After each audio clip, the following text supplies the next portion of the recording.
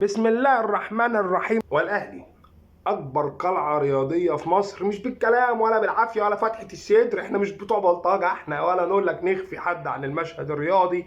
ما عندناش الكلام ده. الاهلي شارك في كاس العالم للانديه 9 مشاركات. مفيش نادي في مصر شارك في كاس العالم للانديه.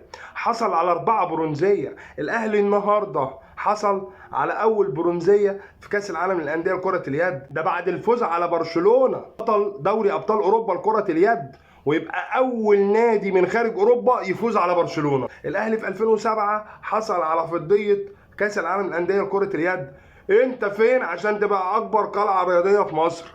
انا مش عارف يا عم. قول اللي تقوله، هو الكلام بفلوس؟ المهم الفعل والارقام والبطولات هي اللي بتقول. النادي الاهلي في حته تانية، واكبر قلعه رياضيه في مصر وفي الوطن العربي وفي افريقيا وعلى مستوى العالم بالنسبه لنا. كفايه عليكم. سلام عليكم.